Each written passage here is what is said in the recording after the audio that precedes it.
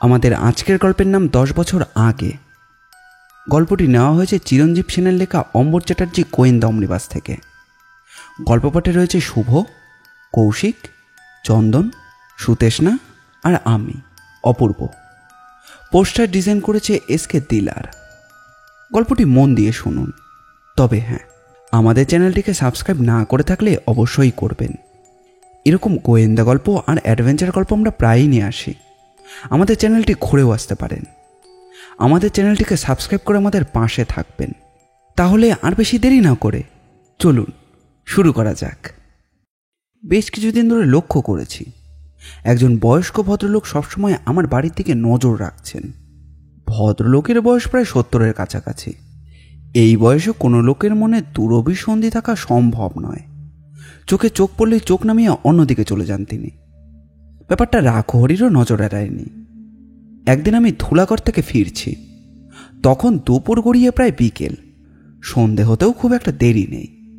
দেখি ভদ্রলোক সেই একইভাবে আমার বাড়ির দিকে তাকিয়ে আছেন। আমাকে দেখতে পেয়েই চোখটা ঘুরিয়ে নিলেন অন্যদিকে।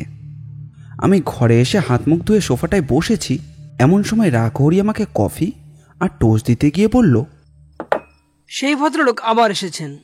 কতক্ষণ? অনেকক্ষণ। আমি ছাদ থেকে লক্ষ্য রাখছি।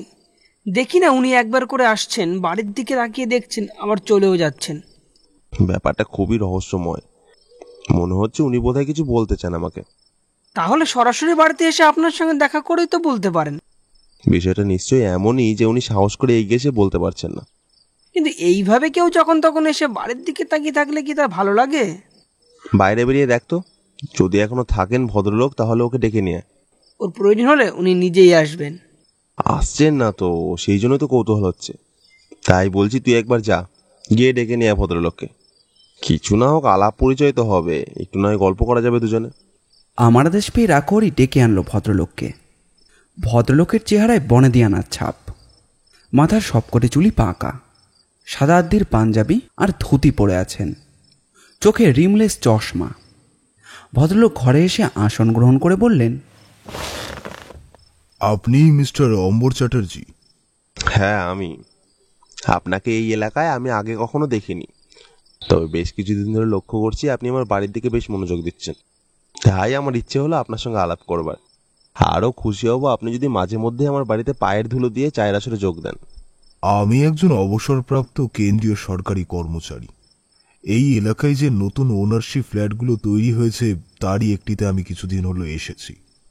আমার নাম সুধাকান্ত রায়চৌধুরী। আপনি এখানকার একজন সৎ সজ্জন নাগরিক, গোয়েন্দাগিরিতেও যথেষ্ট সুনাম অর্জন করেছেন। তাই আপনার সঙ্গে আলাপ করবার খুব ইচ্ছে হলো। বিশেষ করে আপনার বাড়িটি নিরালায় এবং বাগানখানিও চমৎকার।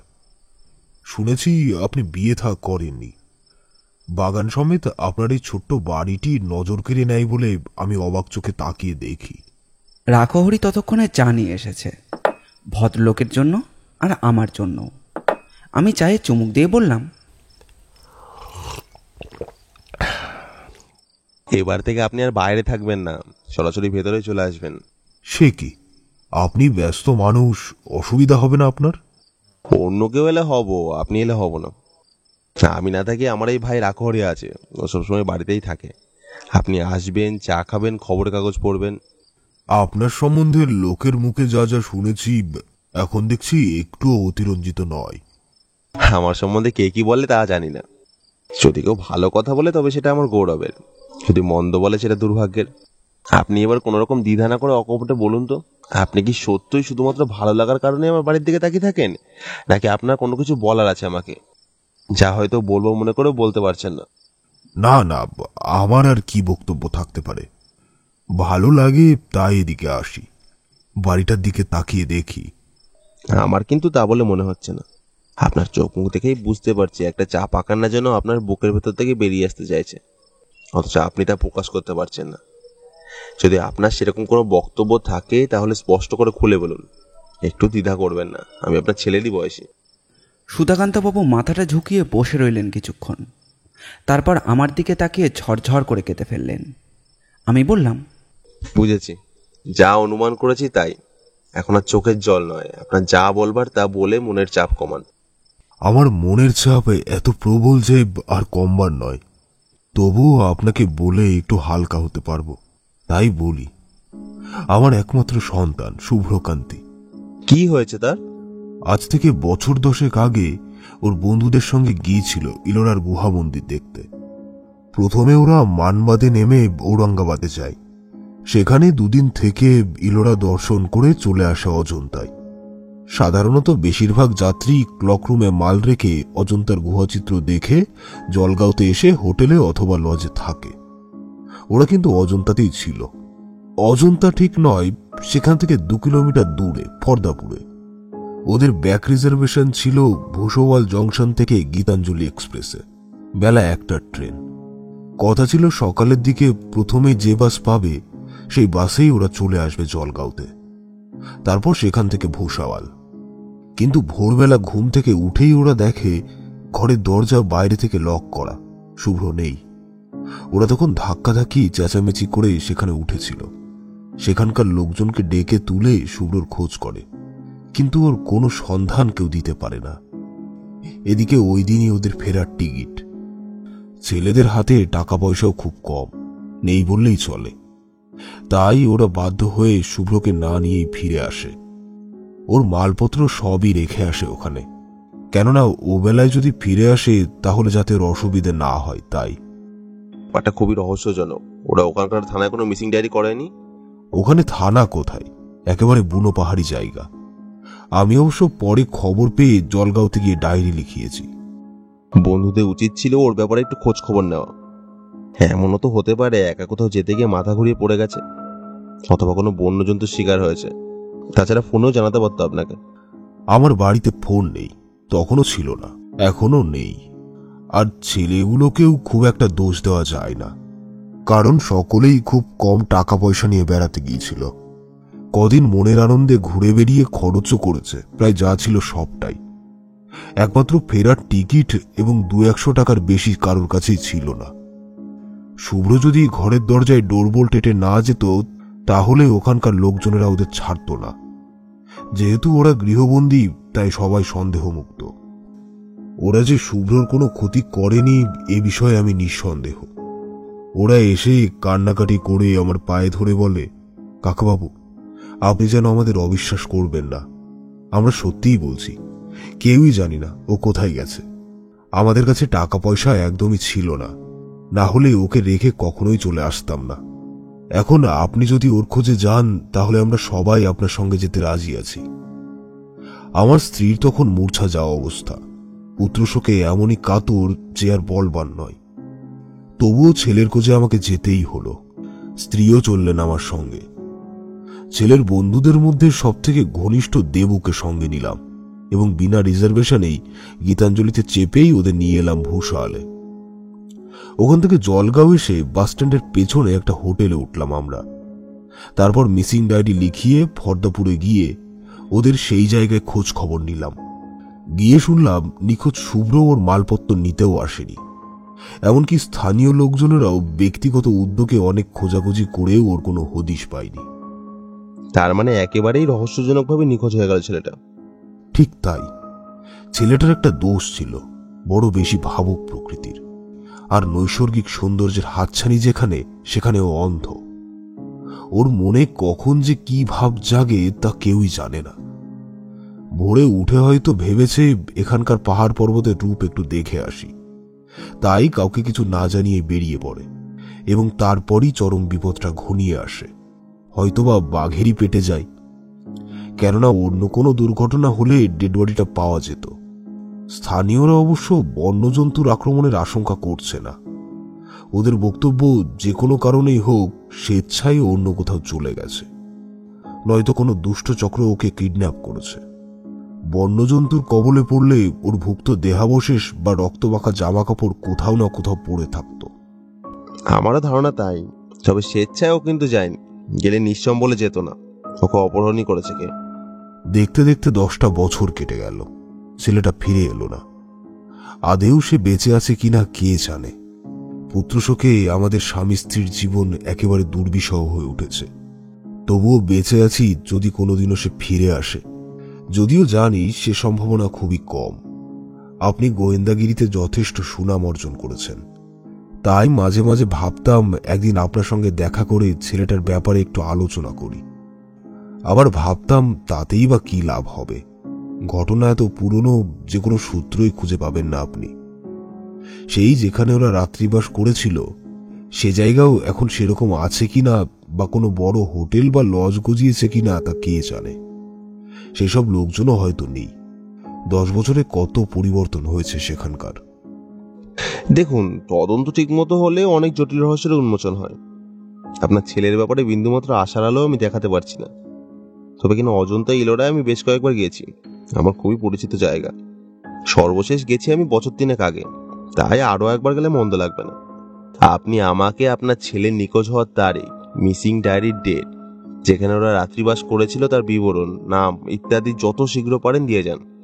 আর ওর সেই বন্ধুদের প্রত্যেককে নিয়ে আসুন আমার কাছে। ওরা কজন ছিল? আমার ছেলেকে নিয়ে 4 জন। 3 জনকেই নিয়ে আসুন তাহলে, অবশ্য যদি সম্ভব হয়। না হলে যাকে পাবেন তাকেই নিয়ে আসুন।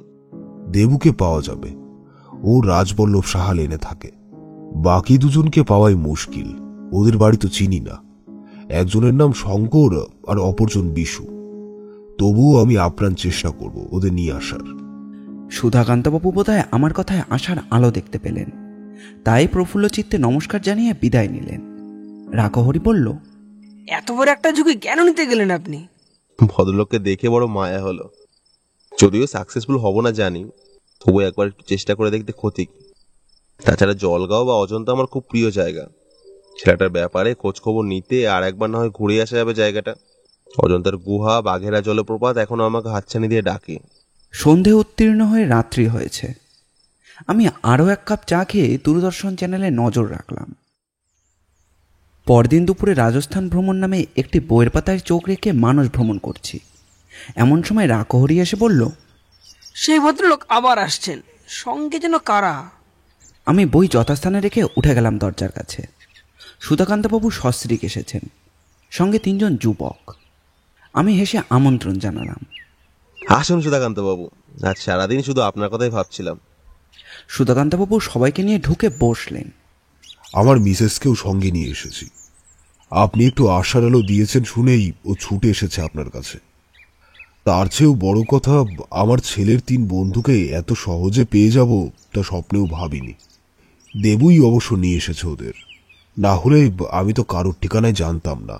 ভালোই করেছেন, এতে আমার কাজের অনেক সুবিধা হবে। তবু চেষ্টা করব। 10 বছর আগের ঘটনা, কতটা সফল হব তা জানি না, তবু চেষ্টা করব। সুধাকান্তবাবু এবার তার ছেলের বন্ধুদের সঙ্গে পরিচয় করিয়ে দিলেন। দেবু, শঙ্কর ও বিশু বেশ সম্ভ্রান্ত ভদ্রঘরের যুবক। দেবু এখন ব্যাঙ্কে চাকরি করছে, শঙ্কর ব্যান্ডেল থার্মালে, আর বিশুর চৌরঙ্গিতে ফটোর দোকান।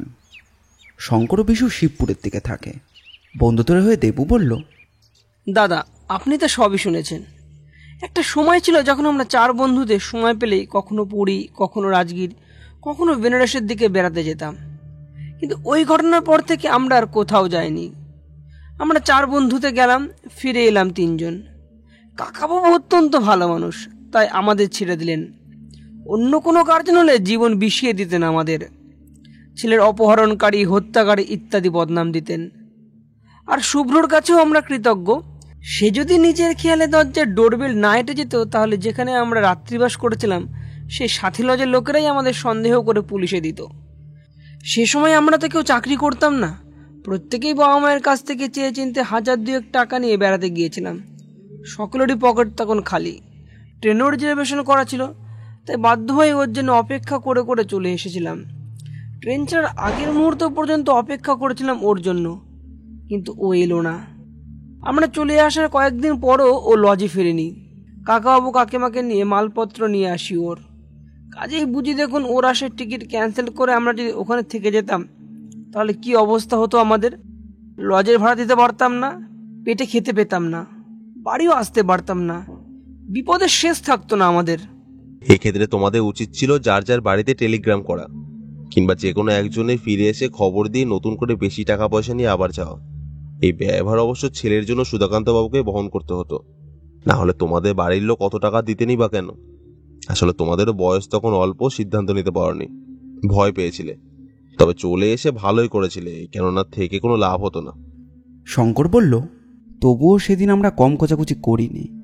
বেলা 1টায় ট্রেন, বেলা 11টা পর্যন্ত আমরা ওর জন্য হন্যে হয়ে ঘুরে বেরিয়েছি। তারপরে আশা ছেড়ে দিয়ে চলে এসেছি। বিশু বলল, এখন আপনি যদি ওর ব্যাপারে কোনো তদন্ত করেন তাহলে আমরা আপনাকে সব রকমের সাহায্য করতেই প্রস্তুত। আমাদের প্রত্যেকের বাড়িতেই এখন টেলিফোন এসে গেছে, প্রয়োজনে ডাক দিলেই আমরা চলে আসব। যদিও কাকাবাবু কাকিমা আমাদের নামে কোনো অভিযোগ দায়ের করেনি, তবু কেমন যেন একটা অপরাধ বোধে ভুগছি আমরা। সুধাকান্তবাবু ছেলের নিখোঁজ হওয়ার তারিখ আর মিসিং ডায়েরির ডেট আমাকে লিখে দিলেন। সেই সঙ্গে দিলেন ওর 2-1টি ফটো, যা আমার খুবই কাজে লাগবে। দেবু, শঙ্কর ও বিশু তাদের বাড়ির ঠিকানা ও একটি করে ফোন নম্বর লিখে দিল আমাকে। আমি সেগুলো সযত্নে রেখে সুধাকান্তবাবুকে বললাম, এখন আপনি নিশ্চিন্ত মনে বাড়ি যেতে পারেন। এই তদন্তের মূল সাহায্যকারী হলো এইসব ছেলেরা। এখন আমি ওদের সঙ্গে বন্ধুত্ব কতগুলো বিষয় আলোচনা করব, তাতে সময় লাগবে অনেক। অতএব তখনই চা বিস্কুট নিয়ে এলো রাখহরি। চা পর্ব শেষ হলে সুধাকান্তবাবু সস্ত্রীক বিদায় নিলেন। ওরা চলে গেলে আমি শুভ্রর 3 বন্ধুকে মুখোমুখি বসিয়ে বললাম, আচ্ছা শুভ্র, এই রহস্যময় অন্তর্ধানের ব্যাপারে তোমাদের কি মনে হয়? কেননা বাবা মায়ের চেয়েও কতগুলো ব্যাপারে বন্ধুরা কিন্তু অনেক বেশি জানে। সে কারণেই বলি, ওই ব্যাপারটাই আমাদের স্পষ্ট অস্পষ্ট কোনো ধারণাই নেই। আগের দিন অনেক রাত পর্যন্ত আমরা গল্প গুজব করেছি। সকালে ঘুম থেকে উঠে দেখি ও নেই। বাইরে বেরোতে গিয়ে দেখি দরজা বাইরের দিক থেকে বন্ধ। আমরা বাকিটা একাধিকবার শুনেছি, কাজে আর না বললেও চলবে। এখন একটাই প্রশ্ন, তোমরা 4 জনে বেড়াতে গিয়ে বাইরে কারোর সঙ্গে আলাপ পরিচয় করনি? কোনো ব্যক্তি বিশেষের সঙ্গে বা সহৃদয় কোনো বাঙালি অবাঙালি পরিবারের সঙ্গে তোমাদের বন্ধুত্ব হয়নি? বিশু বলল, হয়েছিল। ইলোরাতেই এক নেপালি পরিবারের সঙ্গে দারুণ বন্ধুত্ব হয়েছিল আমাদের। ওরা কলকাতার ভবানীপুরের বাসিন্দা, পরিষ্কার বাংলা বলে। স্বামী স্ত্রী, এক মেয়ে আর এক ছেলে। মেয়েটি বড়, আমাদেরই বয়সী, নাম মনীষা। কি দারুণ মিষ্টি মেয়ে। আমরা একসঙ্গে ঘুরেছি, ছবি তুলেছি। ওরাও অজন্তাতেও এসেছিল, দেখা হয়েছিল আমাদের সঙ্গে। অজন্তা গুহার কাছে একটা সরকারি রেস্ট হাউসে ছিল ওরা। মেয়েটির সঙ্গে তোমাদের বন্ধুত্ব কি খুব বেশি রকমের হয়ে গেছিল? দারুণ। সত্যি বলতে কি, আমাদের বন্ধুদের সকলেরই খুব ভালো লেগেছিল মেয়েটিকে। তো মেয়েটির সঙ্গে শুভ্রর বন্ধুত্ব হয় সবচেয়ে বেশি। তার কারণ শুভ্র অতি সুন্দর, মেয়েটিও দারুণ। ওদের দুজনের কত ভঙ্গিমায় কত ছবি যে আমরা ধরে রেখেছি তার ঠিক নেই।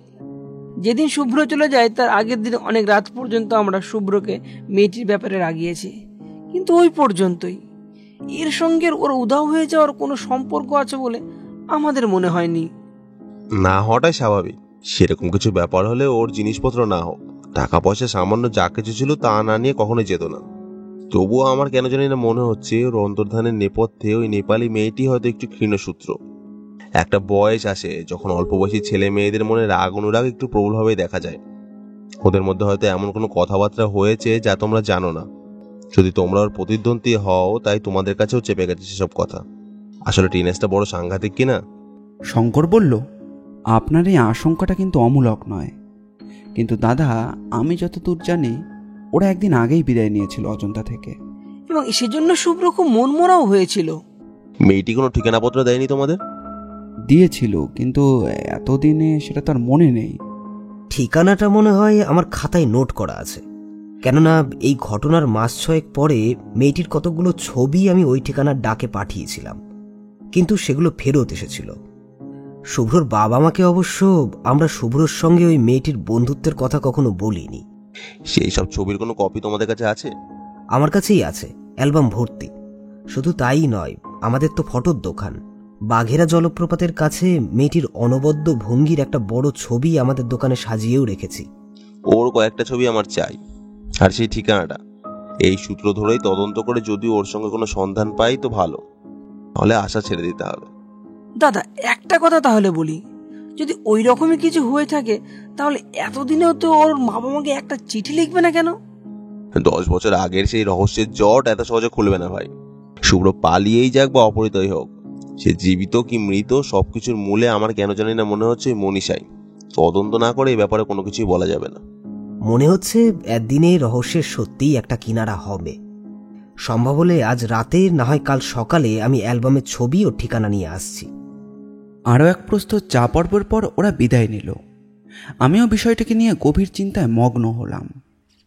পরদিন সকালে যখন বাগানের ফুলগুলোকে যত্ন নিচ্ছি, ঠিক তখনই ওরা 3 বন্ধুতে এসে হাজির হলো। আমি ওদের সমাদর করে ঘরে নিয়ে গিয়ে বসালাম। রাখহরিকে বললাম প্রত্যেকের জন্য জল খাবারের ব্যবস্থা করতে। তারপর ওদের নিয়ে আসা অ্যালবামের ছবিগুলোকে দেখতে লাগলাম এক এক করে। সুধাকান্তবাবুর দেওয়া শুভ্রকান্তির ছবি আমি কালই দেখেছি। অমন রূপবান ছেলে খুব কমই দেখা যায়। আজ মনীষার ছবি দেখে আমার যেন চোখের পাতা নড়ল না। ইলোরার গুহা মন্দিরে আর অজন্তায় কোথায় নেই ওরা। ছবি দেখে মনে হলো কোনো চলচ্চিত্রের শুটিংয়ের দৃশ্যের রোমান্টিক জুটির ছবি দেখছি। শুভ্রর অন্তর্ধান রহস্যের মূলে এই যে মনীষাই রয়েছে তাতে আর কোনো সন্দেহ নেই। ছবি দেখে বললাম, মনীষার ঠিকানাটা এনেছো? কলকাতার মেয়ে? হ্যাঁ, ওই জন্য চমৎকার বাংলা বলে। কিন্তু ওই ঠিকানায় ফটো পাঠিয়েও তো একদিন দেখলাম, সেগুলোর ঠিকানায় লোক না থাকার কারণে ফেরত এলো। রাখহরি ততক্ষণে প্রত্যেকের জন্য 2টো করে সিঙাড়া ও চা নিয়ে এলো। তাই খেতে খেতে বললাম, আপাতত তোমাদের আর কিছু জিজ্ঞাসা আমার নেই, পরে যদি প্রয়োজন হয় ফোনে জানাবো। ওরা চা খেয়ে বিদায় নিল। আমি আর সময় নষ্ট না করে একটা ট্যাক্সি নিয়ে চলে এলাম হরিশ পার্কে। বাড়ির ঠিকানা খুঁজে দরজায় নক করতেই একজন মধ্যবয়সী ভদ্রলোক বেরিয়ে এলেন। কাকে চাই? এখানে নরবাহাদুর নামে কেউ থাকে? না তো। অথচ ঠিকানা দেখছি এই বাড়িরই। আমি এখানে 2 বছর হলো ভাড়া এসেছি। আমার আগে যদি কেউ এ নামে এখানে থেকে থাকেন সেটা আমার জানা নেই। বাড়ির মালিক কে? উনি দিল্লিতে থাকেন। ওর ছেলে বছরে 2 বার এসে বাড়ি ভাড়ার টাকাটা নিয়ে যান। আমি একেবারেই হাল না ছেড়ে দিয়ে একটি স্টেশনারি দোকানে খোঁজ নিলাম। দোকানের মালিক যিনি, তিনিই সেলসম্যান। বললেন, নরবাহাদুর নামে এক নেপালি ভদ্রলোক পরিবার নিয়ে থাকতেন বটে, তবে কিনা সে প্রায় 10-12 বছর আগের কথা। আমি ওদেরই ব্যাপারে জানতে চাই। কি জানতে চান বলুন? এই যেমন ওরা এখানে কতদিন ছিল, হঠাৎ করে চলে গেল কেন, এইসব আর কি। বলে সংক্ষেপে আমার এত কিছু জানতে চাওয়ার কারণটা তাকে বললাম। ওদের ব্যাপারটাও ঠিক একই রকম রহস্যময়। নরবাহাদুর অত্যন্ত ভালো মানুষ, যদিও নেপালিরা সাধারণত ভালো মানুষই হয়। ভদ্রলোক স্ত্রী এবং এক ছেলে ও মেয়েকে নিয়ে থাকতেন। মেয়েটি ছিল অসাধারণ সুন্দরী, নাম মনীষা, ছেলের নাম উদয়। একবার ওরা সপরিবারে অজন্তা ইলোরা বেড়াতে যান, তারপরে এখানকার পাট চুকিয়ে চলে যান নেপালে। এর বেশি অবশ্য আর কিছু আমি জানি না। আমারও এর থেকে বেশি কিছু আর জানবার নেই। তাই ঘরে ফিরে এসে কোন সূত্র ধরে কিভাবে এগোবো সেই নিয়ে চিন্তা ভাবনা করতে লাগলাম। এই চিন্তাভাবনার মধ্যে রহস্যও উকি দিতে লাগলো মাঝে মাঝে। শুভ্রকান্তি নিরুদ্দেশ হওয়ার পর তার মা বাবা এবং বন্ধুরা যে চারিদিকে তোলপাড় করে এসেছেন সেরকম কিছু কিন্তু মনে হচ্ছে না। তা যদি হতো তাহলে ওখানকার লোকজনেরাই সে কথা বলতো সুধাকান্তবাবুকে। কাজেই শুভ্রর সঙ্গে যদি মনীষা উধাও হয় তাহলে ওর মা বাবা কিছু না করেই ফিরে এলেন কেন? কেনই বা ওরা এখানকার পাঠ চুকিয়ে চলে গেলেন নেপালে? তা এ ব্যাপারে কোনো দিক থেকে কোনো রকম আশার আলো দেখতে না পেলেও শুভ্রকান্তি অন্তর্ধান রহস্য যে মনীষাকে ঘিরেই তাতে আর কোনো সন্দেহ রইল না আমার। আমাকে গভীর চিন্তামগ্ন দেখে রামহরি আমার সামনে 1 কাপ চা রেখে গেল। বলল, ওদের ব্যাপারে কোনো খোঁজ খবর পেলেন না বুঝি? পেয়েছি, কিন্তু তাতেও দেখছি রহস্যের গন্ধ। কি রকম? আমি তখন সব কথা খুলে বললাম ওকে। এই ব্যাপারে আমি এমন একজনকে আপনার কাছে নিয়ে আসছি যে হয়তো আপনাকে কিছুটা সাহায্য করতে পারবে। কে সে? রাজ লামা, এখানকারই এক কারখানার দারোয়ান, আমারই বয়সী। সম্প্রতি ওর সঙ্গে আমার বন্ধুত্ব হয়েছে। ও খুব গুণী ছেলে, নেপালি জনকল্যাণ সমিতির একজন সদস্য। পশ্চিমবঙ্গে বিশেষ করে হাওড়া কলকাতায় বসবাসকারী প্রায় সব নেপালেরই নারী নক্ষত্র ও জানে। একমাত্র ওই পারে ওদের ব্যাপারে খোঁজ খবর নিয়ে সব কিছু জানাতে। তুই শিগগির ওকে ডেকে নিয়ে আয়, কেননা মনের উত্তেজনাকে আমি আর চেপে রাখতে পারছি না। রাখহরি কোনো কথা না বলে চলে গেল এবং কিছুক্ষণের মধ্যেই বেটেখাটো চেহারার এক নেপালি যুবককে নিয়ে ফিরে এলো। রাখহরি বলল, এর নাম রাজু লামা, কে আপনি সব কথা বলতে পারেন। রাজু লামা অত্যন্ত নম্র, ভদ্র ও লাজুক প্রকৃতির যুবক। আমি ওকে আগাগোড়া সব কথা বলে ওই মনীষাদের ব্যাপারে বিশদ জানতে চাইলাম। এমনকি এও বললাম যে সম্ভব হলে ওদের নেপালের ঠিকানাটাও যেন জোগাড় করে দেয়। রাজু একটুক্ষণ চুপ করে বসে রইল, তারপর বলল, আজ সন্ধ্যের মধ্যেই খবরটা পেয়ে যাবেন আপনি, কেননা এই নামের একজন লোক আমাদের নেপালি ভাষার পত্রিকা বিহানির সঙ্গে যুক্ত ছিলেন। আর ওই মনীষা নামে একটি মেয়েও আমাদের বার্ষিক উৎসবে নাচ গান করত। তবে কিনা দীর্ঘদিন তাদের কোনো খোঁজ খবর নেই। তোমার আশায় আমি পথ চেয়ে রইলাম তাহলে। রাজু চলে গেলে আমি স্নানাহার সেরে আমার তদন্তের কাজ কিভাবে দ্রুত এগিয়ে যাবে সেই ব্যাপারে চিন্তা ভাবনা করতে লাগলাম। দেখতে দেখতে দুপুর গড়িয়ে বিকেল এবং বিকেল গড়িয়ে সন্ধে হয়ে এলো।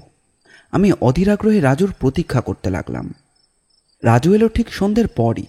এসেই বলল, আমার আসতে দেরি হলো বলে কিছু মনে করবেন না। আপনার ও ব্যাপারে খোঁজ নিতে গিয়ে একবার ইকবালপুরে যেতে হয়েছিল। আমি বললাম, কাজের কাজ হলো কিছু? না, আপনি যার খোঁজ করছেন সেই নরবাহাদুর বছর 2 আগে নেপালেই মারা গেছেন। ওর স্ত্রী গত হয়েছেন আরও আগে। ছেলেটা বেপাত্তা। মনীষারও কোনো সংবাদ নেই। তাহলে শেষ চেষ্টা হিসেবে আমাকে একবার জলগাঁও যেতে হচ্ছে। রাকহরি বলল, যাবেন? তবে কিনা অজন্তার গুহা মন্দির দেখা ছাড়া বিশেষ কোনো লাভ হয় বলে মনে হয় না। অজন্তা যেতে পারাটাই তো বড় লাভ। যাচ্ছেন কবে? কালি। রাজু বিদায় নিলে রাকহরি আমার সুটকেস গুছিয়ে রাখলো। আমিও বেশি রাত না করে খাওয়া দাওয়া সেরে 10টার মধ্যেই শুয়ে পড়লাম। পরদিন তৎকালের টিকিট কেটে চেপে বসলাম গীতাঞ্জলিতে। আমি জলগাঁও গেলে গীতাঞ্জলিতেই যাই। জলগাঁওতে গীতাঞ্জলির কোনো স্টপেজ নেই, তাই ভূষাওয়ালে নেমে বাসেই চলে যাই জলগাঁও। সেখানে বাস স্ট্যান্ডের গায়ে যে লজটা আছে সেখানেই উঠি। যেদিন গিয়ে পৌঁছলাম সেদিন ঘুরে বেড়ানোর আর একটু অবকাশ হইল না, তাই পরদিন সকালে চা পর্ব শেষ করে সরকারি বাস যোগে প্রথমেই চলে গেলাম অজন্তায়। প্রিয় স্থান আমার। যতবার আসি ততবারই যেন নতুন বলে মনে হয়, ততবারই সবিষয়ে দেখি এখানকার প্রকৃতিকে। এবারও তাই দেখছি, আর ভাবছি আজ থেকে 10 বছর আগে এখানে যে রহস্যের সৃষ্টি হয়েছিল, আজ এতদিন বাদে সেই রহস্যকে ধোঁয়াশামুক্ত করা কি আমার পক্ষে সম্ভব? কোথাও তো কোনো সূত্র নেই, এতটুকু আশার আলোও দেখা যাচ্ছে না কোথাও। অথচ সুধাকান্তবাবু ও তার স্ত্রী অনেক আশায় বুক পেতে তার একমাত্র সন্তানের একটু খোঁজ খবর পাওয়ার জন্য আমার মুখের দিকে তাকিয়ে আছেন। যদিও আমি তাদের কোনো রকম প্রতিশ্রুতি দিইনি, তবু আমি বেশ বুঝতে পারছি যে এবারেই হবে আমার প্রথম পরাজয়। কেননা এই রহস্যের জবনিকা উন্মোচন করা আমার পক্ষে কোনোভাবেই সম্ভব নয়। অজন্তা দেখে জলগাঁওয়ের পথে প্রায় 5 কিলোমিটার দূরে চলে এলাম ফর্দাপুরে। ওরা যেখানে উঠেছিল ঠিকানা খোঁজ করে সেখানেই এলাম। সেই সব পুরনো দিনের কর্মচারীরা সেখানে তেমনই বহাল আছে। আমি তাদের সঙ্গে আলাপ করে সেদিনের রহস্যময় অন্তর্ধানের ব্যাপারে শুরু করলাম অনুসন্ধান, কিন্তু কোনো লাভই হলো না। পরাজয়ের গ্লানি মাথায় নিয়ে শেষ চেষ্টাতেও বিফল হয়ে আবার আমি অজন্তাতেই ফিরে এলাম। বাঘেরা জলপ্রপাতে তখন নির্জনে বসে রয়েছি। এমন সময় একটি সুরেলা কণ্ঠস্বর আমার কানে এলো। শুনিয়ে। আমি তন্ময়তার ঘোর কাটিয়ে দেখি একজন 30-35 বছরের তরুণী জলপ্রপাতকে ক্যামেরাবন্দি করতে এসে আমার দিকে তাকিয়ে আছে। আমার চোখে চোখ পড়তেই বলল, আপনি বাঙালি? হ্যাঁ, আপনার পরিচয়? আমার নাম সুজাতা শর্মা, জার্নালিস্ট। বাঙালি নই, কিন্তু বাংলা জানি। উজ্জয়িনীর বাসিন্দা। আমাদের ওখানকার একটি ইংরেজি পাক্ষিক পত্রিকার সঙ্গে আমি যুক্ত। এই নির্জনে আপনাকে এইভাবে বসে থাকতে দেখে, বিশেষ করে আপনার হাতে আপনার নায়িকার ওই ছবিগুলো দেখে আমি কিন্তু লোভ সামলাতে পারলাম না, তাই যেচেই আলাপ করলাম। অজন্তার নির্জনে এমন রমণীয় পরিবেশে আপনার মতো একজন সুন্দরী তরুণীর সাথে পরিচয় হওয়ার লোভ কি আমিও সামলাতে পারি? তাই সাদর আমন্ত্রণ জানাই আপনাকে। বসুন না এখানে। এই বাঘেরা জলপ্রপাতের সামনে আলাপ আলোচনার মধ্যে আমাদের মধ্যে একটা প্রীতির সম্পর্ক গড়ে তুলি। স্মিতা শর্মা আমার পাশেই বসলো। জিন্সের প্যান্ট আর গোলাপি টাওয়েল গেঞ্জি পরা অত্যন্ত স্মার্ট মেয়ে। বলল, আপনি খুব অবাক হয়ে যাচ্ছেন না? কেনই বা আমি আপনার সঙ্গে আলাপ করতে চাই? কেনই বা সম্পূর্ণ অজানা অচেনা একজনের পাশে এত সহজে বসে পড়লাম এইভাবে? মোটেই না, এটাই তো স্বাভাবিক। বন্ধুত্বের কোনো বয়স নেই, স্থানকাল নেই। থ্যাঙ্কস। এখন আপনার নায়িকার ওই ছবিগুলো কি আমি একবার হাতে নিয়ে দেখতে পারি? অবশ্যই পারেন, তবে আপনার অবগতির জন্য জানাই, যার ছবি আমি দেখছিলাম বা এখন আপনি দেখছেন সে আমার নায়িকা নয়, বোনের মতো। বয়সের ফারাক থেকে বুঝতে পারছেন না? তাতে কি বোঝা যায়? আজ আপনি একজন হ্যান্ডসাম ইয়ং ম্যান। আপনারও তো কৈশোর ছিল, অতীত ছিল। যার ছবি এমন করে আপনি দেখছেন সে আপনার প্রথম দেখার স্মৃতিও হতে পারে। এখানে বেড়াতে এসেই হয়তো তার সঙ্গে আপনার পরিচয় হয়েছিল। তাকে ক্যামেরাবন্দিও করেছিলেন আপনি। পরে যা হয়, ফেলে আসা দিনগুলো বুদবুদের মতো মিলিয়ে যায় মানুষের মন থেকে। এতদিন পরে আবার সেই পুরনো জায়গায় ফিরে এসে হয়তো তাকেই স্মরণ করে আজ আপনি তার স্মৃতি মন্থন করছেন এখানে এই নির্জনে বসে। অপূর্ব। কে? আপনি, আপনার মানসিকতা, সুন্দরভাবে গুছিয়ে যুক্তিপূর্ণ কথা বলার ক্ষমতা।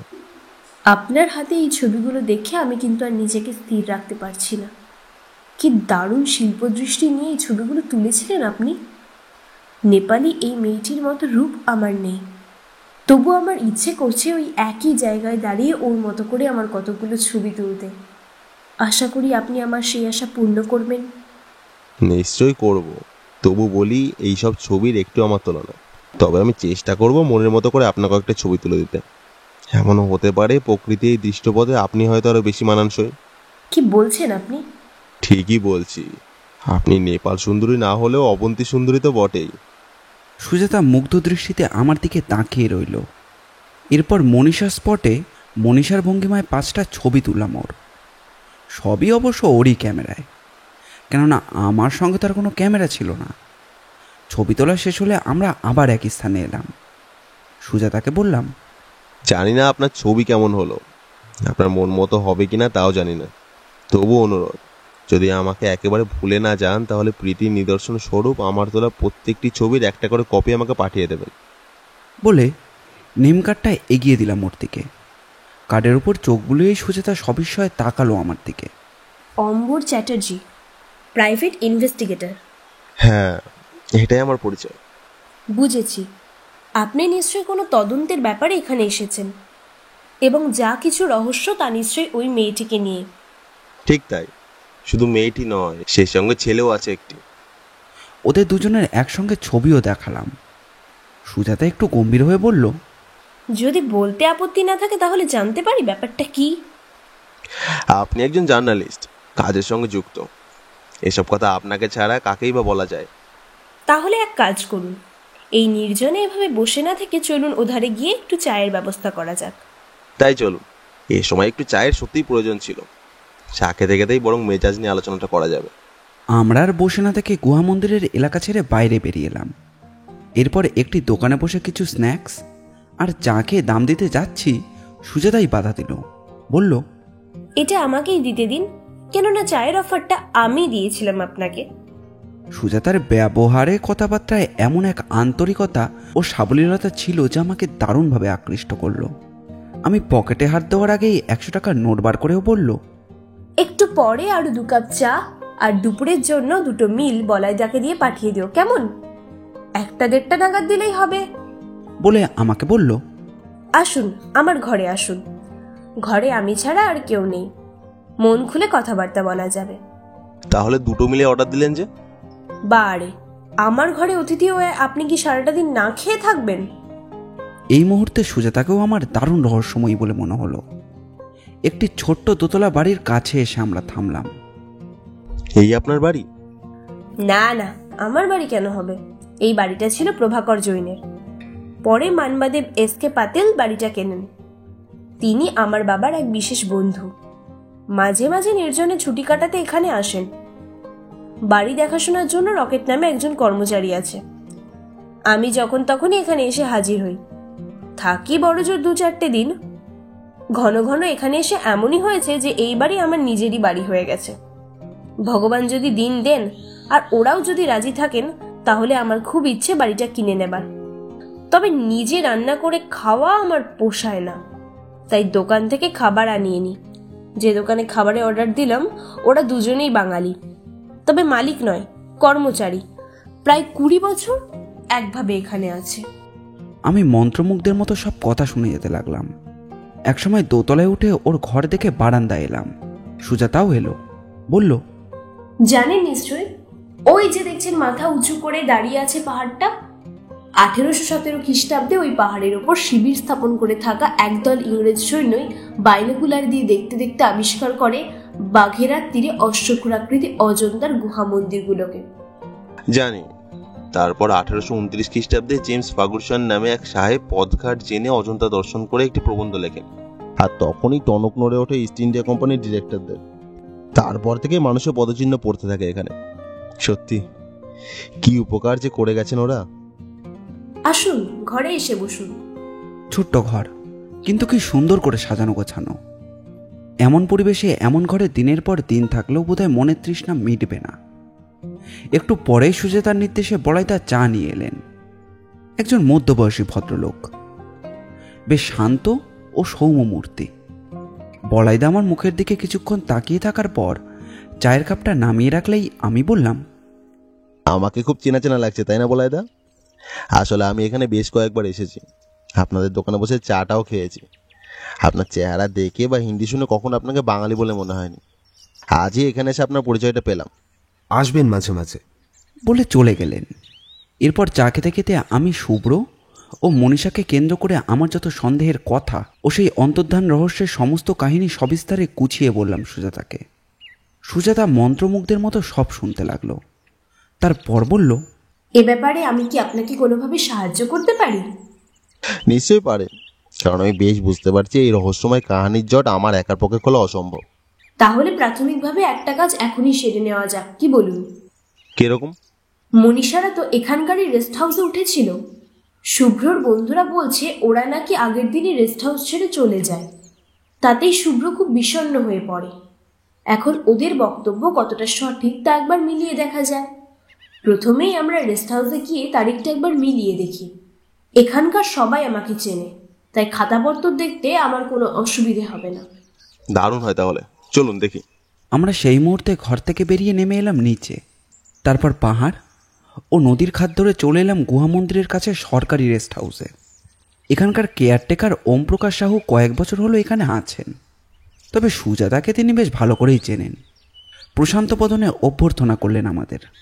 সুজাতা আসল প্রসঙ্গ তুলতে না তুলতেই সেই সালের সমস্ত খাতা ও রেজিস্টার বার করে দেখিয়ে দিলেন তিনি। সাল তারিখ তো সবই আমাদের জানা, তাই খাতার পাতা উল্টাতেই সব পরিষ্কার হয়ে গেল। যে তারিখে শুভ্রর অন্তর্ধান হয় ঠিক তার আগের দিন সকাল 8টার সময় মনীষারা রেস্ট হাউস ছেড়ে চলে যায়। সুজাতা রেজিস্টার রেখে আমার দিকে তাকিয়ে বলল, তাহলে বোঝাই যাচ্ছে ওদের দুজনকে ঘিরে আমি যে সম্ভাবনার কথা চিন্তা করেছিলাম তা ভুল। অর্থাৎ শুভ্রর অন্তর্ধানের নেপথ্যে কোনো দুষ্টচক্রের হাত আছে, অথবা কোনো হিংস্রজন্তুর কবলেই পড়েছে সে। আর মনীষের অন্তর্ধানটা স্রেফ অপহরণ ছাড়া কিছুই নয়, এবং সেটা হয়েছে ওরা চলে যাওয়ার পরে অন্য কোথাও অন্য কোনোখানে। তাই এখানকার পুলিশের খাতায় ওর নামে কোনো মিসিং ডায়েরিও লেখা নেই। ব্যাপারটা হয়তো এরকম, তবে এত সহজেই অঙ্ক মিলবে না মিস্টার চ্যাটার্জি। মেয়েদের আপনি কতটুকু চেনেন?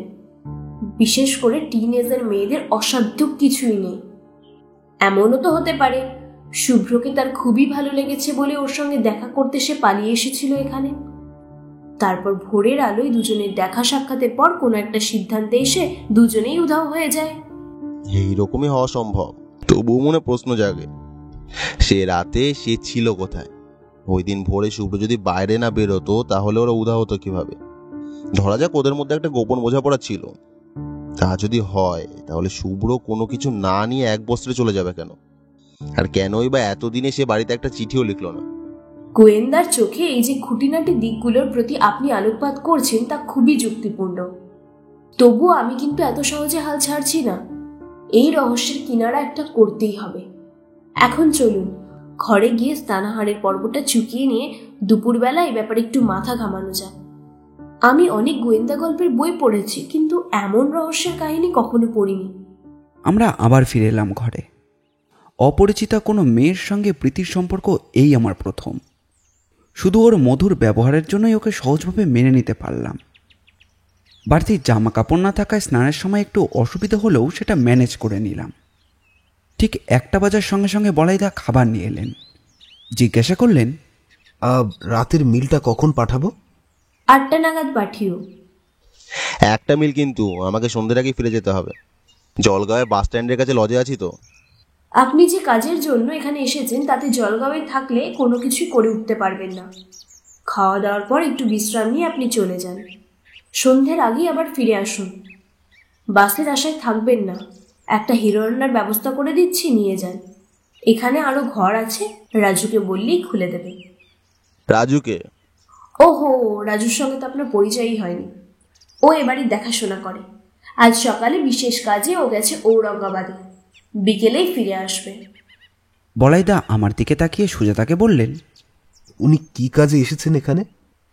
পরে তোমাকে সব বলবো। উনি জলগাঁও থেকে ফিরে আসুন, সন্ধ্যের পর তো তোমারও কোনো কাজ থাকে না, টুরিস্টের সংখ্যাও এখন খুব কম। বলাইদা চলে গেলেন। খাওয়া দাওয়ার পর বিশ্রাম নিয়ে আমিও চলে গেলাম জলগাঁওতে। বলাইদা প্রেমজি নামে এক ব্যবসায়ীর কাছ থেকে একটা হিরো হোন্ডা ম্যানেজ করে দিলেন আমাকে। আমিও সন্ধ্যার আগে হ্যান্ডব্যাগ আর ব্যাগেজ নিয়ে ফিরে এলাম।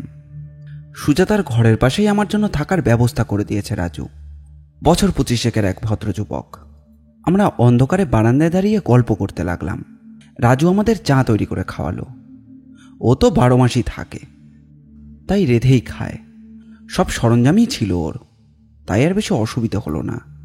চা খেতে খেতে সুজাতা বলল, জলগাঁওতে থাকলে রাতের অজন্তার এমন রূপ দেখতে পেতেন। চাই কি একটু পরে বাঘের দেখাও মিলতে পারে। বনশুয়োর ভালুকও অনেক আছে এখানে, ওই পাহাড় থেকে নেমে আসে। রাত 8টার সময় আমরা খাওয়া দাওয়া সেরে ফেললাম। আমরা গুছিয়ে বসে আলোচনা করতে লাগলাম আমাদের সমস্যা নিয়ে। রাজুও এসে বসলো আমাদের পাশে। আমি আগাগোড়া সব কথা খুলে পড়লাম। বলাইদা সব কথা শুনে কিরকম অন্যমনস্ক হয়ে শূন্য দৃষ্টিতে দূরের দিকে তাকিয়ে কি যেন ভাবতে লাগলো। সুজাতা বলল, তুমি তো এখানে 20-25 বছর আছো বলাইদা, কিছু কি মনে করতে পারছো? বলাইদা কিছু বলার আগেই রাজুই বলল, ও দোনো জিন্দা হ্যাঁ। বলাইদা ধমক দিলেন, জিন্দাহে বললেই হলো। তুই কি জানিস কাদের কথা বলা হচ্ছে? लालजी ने हमको सब कुछ बताया। ভেবেছিলাম আসল সত্যিটা কারোর কাছেই প্রকাশ করব না, এখন দেখছি না বললেই নয়। কোনো রকম দ্বিধা না করে বলেই ফেলুন ব্যাপারটা। মেয়েটির বাবা মা দুজনেই তাহলে মারা গেছেন? ভাইটা বেপাত্তা? এরকমই শুনেছি। ছেলেটির মা বাবা তাহলে এখন বেঁচে আছেন? হ্যাঁ, ওরা আমার প্রতিবেশী। শুনুন তাহলে সেদিনের ঘটনা। আমরা অনেকেই জানি, কিন্তু কাউকে বলি না। তাছাড়া আজ এতদিন বাদে ও নিয়ে কেউ মাথাও ঘামায় না। ওই নেপালি মেয়েটি মনীষা, ওরা তো এখানকার রেস্ট হাউসে ছিল, চলেও গেল। হঠাৎ দেখি মেয়েটা কাঁদতে কাঁদতে রাত্রিবেলা এখানে এসে হাজির। এসে আমাদের সকলের হাতে পায়ে ধরতে লাগলো এক রাত এখানে থাকতে দেবার জন্যে। রেস্ট হাউসে তো জায়গা মিলল না, তাই বাধ্য হয়ে আমাদের দোকানে ওর থাকার মতো একটু ব্যবস্থা করে দিলাম। ওকে অনেক জিজ্ঞাসাবাদ করে জানলাম ও স্বেচ্ছায় ওর বাবা মার কাছ থেকে চলে এসেছে। তার কারণ কোনো একটি ব্যাপারে ওর ইচ্ছে পূরণে ওর মা বাবা বাধা দেন, এমনকি ওকে মারধরও করেন। তাই ও আত্মঘাতী না হয়ে এখানে চলে এসেছে। কাল সকালে ও কোনো একজনের সঙ্গে দেখা করে যাই হোক একটা সিদ্ধান্ত নেবে। এই কোনো একজনটি যে কে তা আমরা বুঝতে পেরেছিলাম। তার কারণ অনবরত ওই ছেলেদের দলে বিশেষ একজনের সঙ্গে ওকে ঘোরাফেরা করতে দেখেছিলাম। যাই হোক, মেয়েটির আশ্রয় তো দিলাম, তবে কিনা নজরেও রাখলাম। পরের দিন ভোরেই দেখি মেয়েটা ফর্দাপুরের দিকে হাঁটা শুরু করেছে। আমি ভিকি প্রসাদ নামে একজনকে সঙ্গে নিয়ে অনুসরণ করলাম মেয়েটাকে। ভিকি প্রসাদের হাতে একটা ধারালো কুঠার ছিল, কেননা এত ভোরে পথঘাট তো আর নিরাপদ নয়। চারিদিকে জঙ্গল, হিংস্র জন্তুরাও ধারে কাছেই থাকতে পারে, বিপদ হতে পারে মেয়েটার। যাই হোক, মেয়েটি যেন কেমন একটা উন্মাদনায় এগিয়ে চলল রাজপথের ধারে। আমরা যে ওকে দূর থেকে অনুসরণ করছি তারও টের পেল না। হঠাৎই এক সময় দেখি সেই রাজপুত্রের মতো ছেলেটি আসছে। ছেলেটির মেয়েটিকে দেখে দু চোখে বিস্ময়। বলল, এ কি মনীষা, তুমি? তাহলে বোঝাই যাচ্ছে মনীষার ফিরে আসার ব্যাপারটা পরিকল্পিত ছিল না। না। তারপর বলাইদা যা বলল তা একটা এইরকম।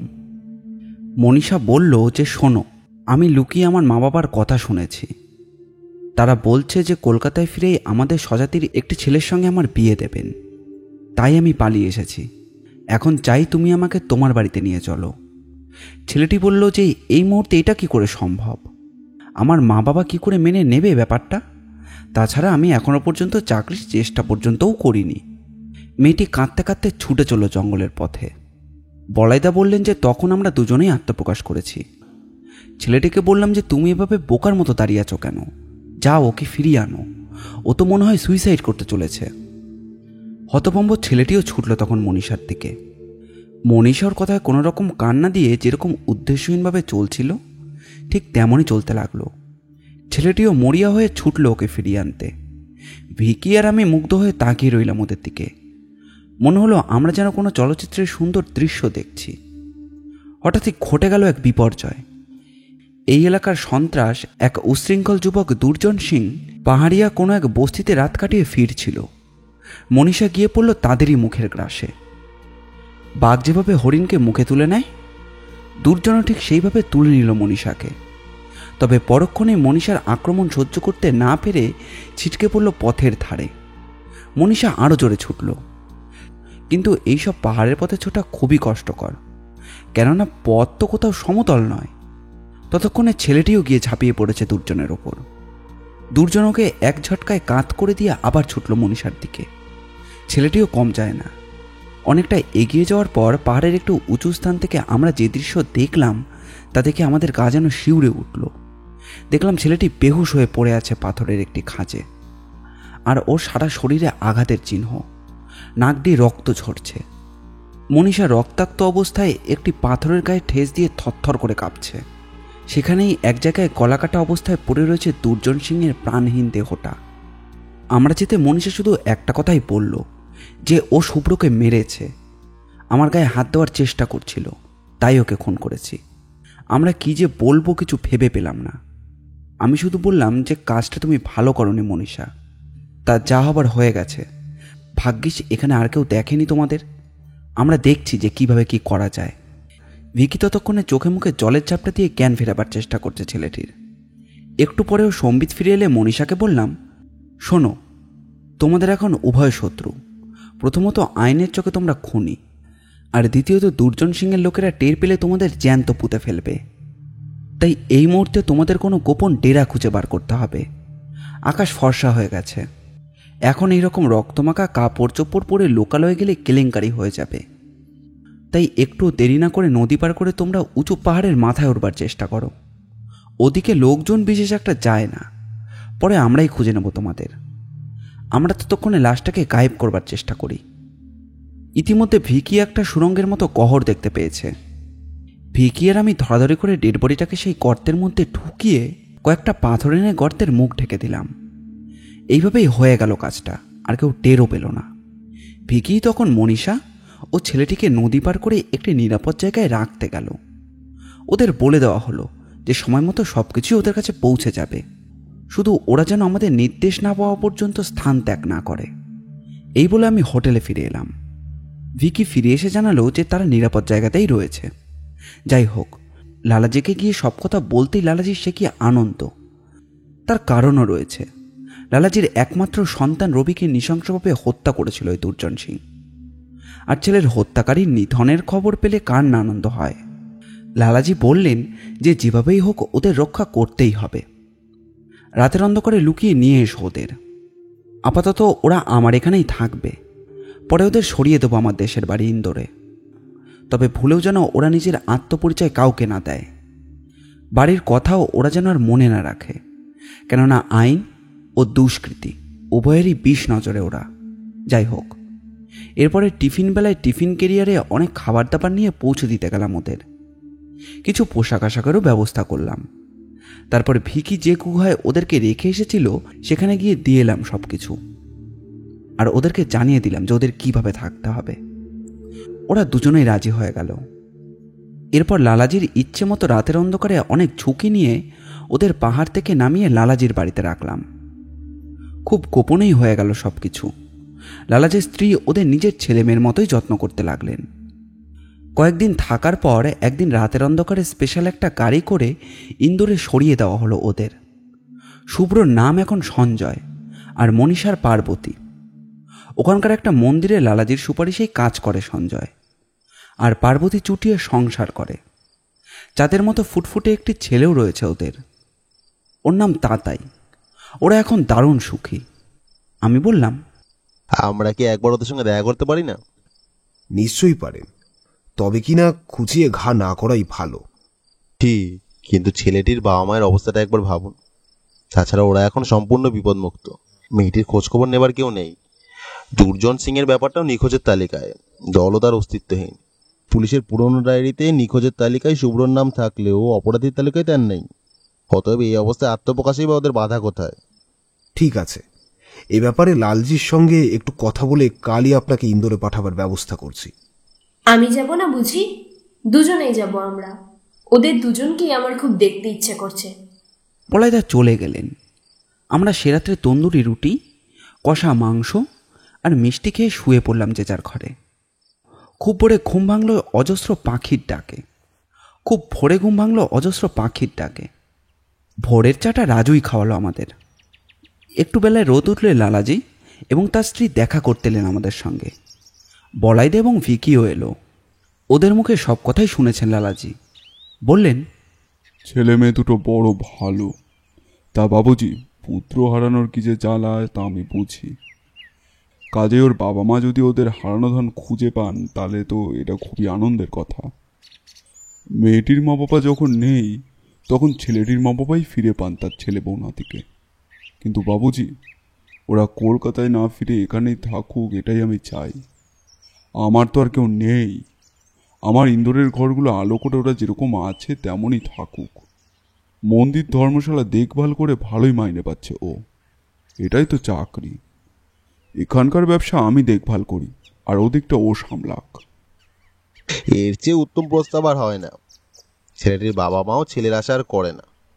ওদের যেটা জানবার ছিল তা হলো ছেলেটা আদৌ বেঁচে আছে কিনা।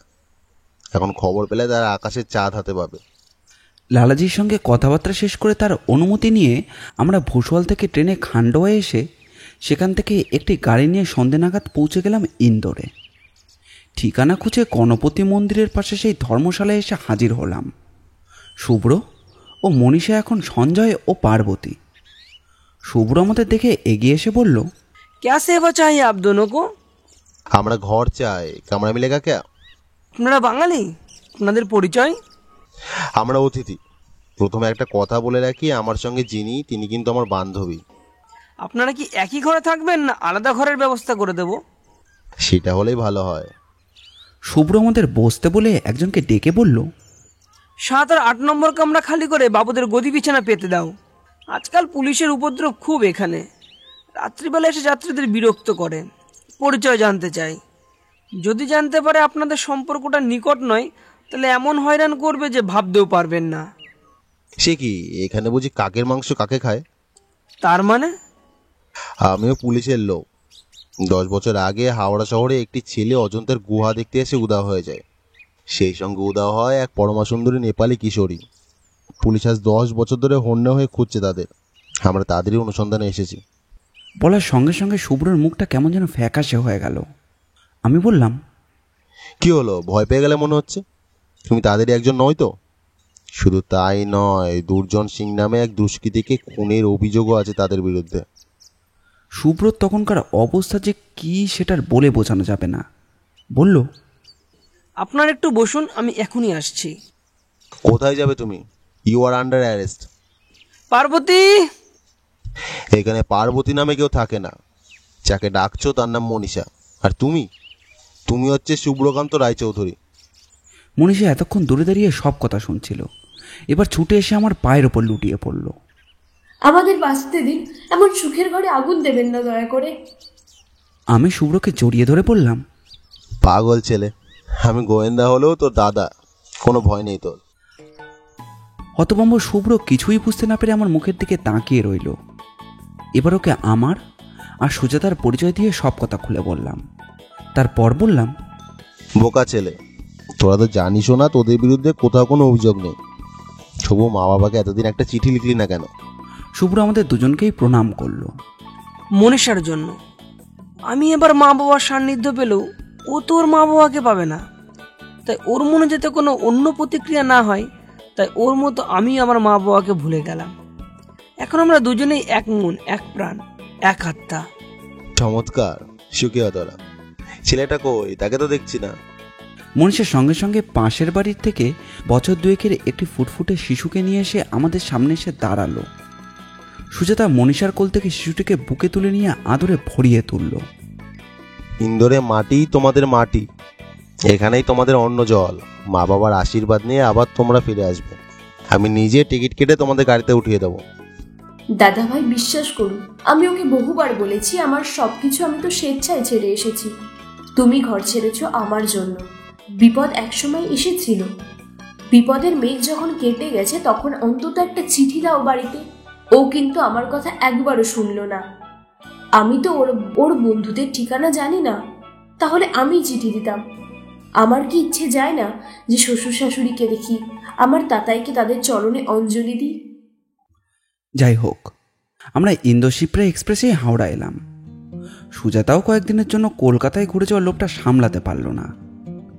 আমি নিঃসঙ্গ মানুষ, সুজাতার মতো মমতাময়ী বান্ধবী, শুভ্র ও মনীষার মতো ভাই বোন আর ওদের প্রাণবন্ত ফুটফুটে শিশুটিকে আমাদের অন্তরের মধ্যে যেন আনন্দ ভরিয়ে তুলল। বুঝলাম যে সংসার জীবনে অভাব অনটন সুখ দুঃখ যাই থাকুক না কেন, তার মাধুর্যই আলাদা। রাকহরি আমার সঙ্গে এতজনকে দেখে যেন অবাক। তবে মনীষা ও শুভ্রকে দেখা মাত্রই সে অনুমান করে নিল যে এরা তারাই যাদের খোঁজে আমি গিয়েছিলাম। রাকহরি আমার চোখের দিকে তাকাতে আমি ঘাড় নাড়লাম। রাকহরিকে বললাম, আমরা মুখ হাত ধুয়ে ফ্রেশ হয়ে বসলে তুই আমাদের চাটা খাইয়ে সুধাকান্ত বাবু ও তার স্ত্রী দুজনকে ডেকে নিয়ে আয়। তবে ভুলেও কিছু ফাঁস করে দিবি না, ওরা এলে দারুণ একটা চমক দেবো ওদের। রাকহরি তাই করল।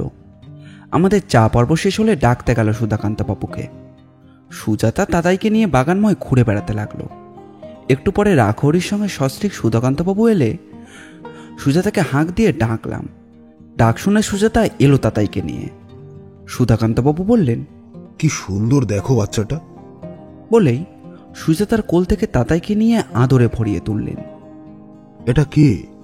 আমার বড়ই আদরের, উনি অত্যন্ত প্রিয়জন। কি আশ্চর্য মুখের মিল।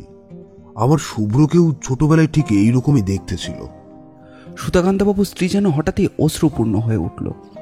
তাতাইকে বুকে নিয়ে করুণ চোখে আমার দিকে তাকিয়ে থাকলেন। যে জন্যে গেলেন সে ব্যাপারে কিছু হলো? আমার শুভ্রর কোনো সন্ধান পেলেন? তার সন্ধান না পেলে আপনার নাতিকে আপনার বুকে তুলে দিলাম কি করে? সুধাকান্তবাবু প্রথমে যেন বিশ্বাসই করতে পারলেন না আমার কথা। তারপরে আনন্দে আত্মহারা হয়ে তাতাইকে নিয়ে কাড়াকাড়ি করতে লাগলেন। সে যেন এক স্বর্গীয় দৃশ্য। সুধাকান্তবাবু বললেন, ওরা ওরা কোথায়? নির্দেশ পেয়ে শুভ্র ও মনীষা এসে প্রণাম করলো তার মা বাবাকে। সুধাকান্তবাবু বললেন, কি করে সম্ভব হলো মিস্টার চ্যাটার্জি? আপনার হাতে কি আলাদিনের আশ্চর্য প্রদীপ আছে? না, গুরুজনের আশীর্বাদ আছে। তবে আমার এই জার্নালিস্ট বান্ধবী মিস সুজাতা শর্মার সাহায্য না পেলে আমার পক্ষে কিছুই করা সম্ভব হতো না। যান, এখন আপনার ছেলে বউ নাতি নিয়ে ঘরে যান। আপনাদের ঋণ আমি কখনোই শোধ করতে পারবো না। তবে একটা কথা, আজ রাতে কিন্তু আমার ওখানেই আপনাদের তিনজনের নিমন্ত্রণ। আমরা নিমন্ত্রণ গ্রহণ করলাম। গল্পটি ভালো লাগলে অবশ্যই লাইক করবেন এবং কীরকম লাগলো সেটি কমেন্ট করে জানাবেন। আমরা আপনাদের মধ্যে থেকে একটি কমেন্ট পিন করে দেব। এরকম গোয়েন্দা গল্প আর অ্যাডভেঞ্চার গল্প আমরা প্রায়ই নিয়ে আসি। আমাদের চ্যানেলটি ঘুরেও আসতে পারেন। আমাদের চ্যানেলটিকে সাবস্ক্রাইব করে আমাদের পাশে থাকবেন। আপনাদের ভালোবাসা একান্ত কাম্য। ধন্যবাদ।